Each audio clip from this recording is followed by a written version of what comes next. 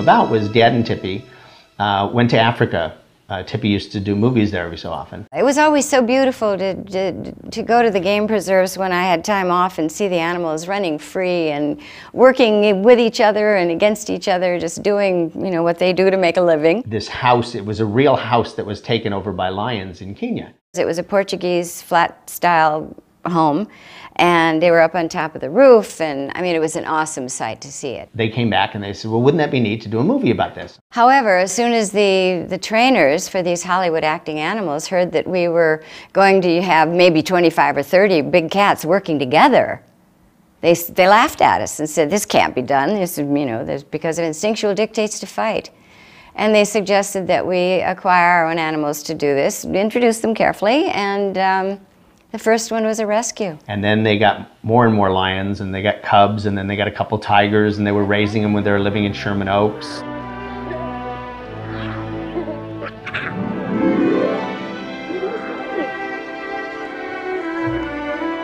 To take the newly born cubs and rear them, sort of introduce them to mankind and teach them not to eat people. It was a very interesting time. And something that was amazing to have grown up with and lived through. It probably gave them insights to all kinds of things that don't usually happen to young people. There were very few people that made it all the way through the film. That I think that you can't have your life unchanged by it. This particular situation probably had no precedent. As it developed, Roar was one of the incredible sagas, epics of travail in the history of movie making. So how come that movie's so intense when you're really watching it and you're seeing all these lions and tigers fighting and you're seeing these people in the middle of all of this? None of it is staged. I mean, this really, really happened. Norman Marshall. He was probably the only one to walk into a compound with 12 fully grown male lions. The lions would immediately leave what they were doing, charge him, leap on top of him, crush him to the ground, licking his face.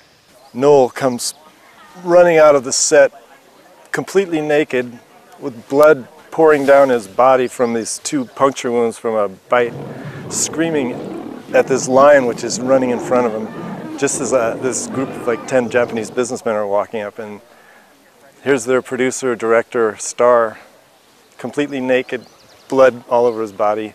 He's crazy. He was crazy. He was the alpha lion in the pride. Where I come from, I'm an African, we don't come close to animals. We don't cuddle them, to kiss them, to go to bed with them, and we don't do that. This is the original set house for the movie, and this place has been filled with lions and tigers, and they would set up big platforms and have camera people all on the platforms, and then Noel would turn loose the lions, and then the lions would hit the platforms, and then all the camera people would fall, and the platform would fall, and then half of them would get up, and one time they all quit. It was like someone called wrap or cut or something, or lunch. Everybody wondered where the whole crew was going, and the whole crew went, this is nuts. This is nuts. We can't do this. This is nuts. And like 16 professional camera people went that way.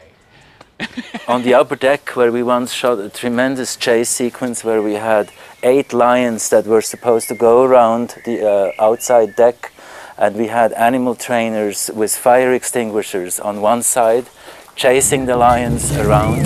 They made a tremendous noise. The other side, in order to lure the lions to go there, they had live chickens to like lure them to go. And here was Noel Marshall holding his favorite lion on a chain, and I was behind him, and somebody released the lions early, and everybody went, and all I could see was Noel just flying out that window.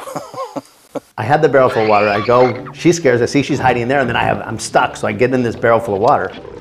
Just to even get the lions to drink the water, they're not going to drink on cue. So what would happen is we would have to leave them up on this hot roof for like 3 hours before we'd film. You give them salted meat, so to make them really thirsty.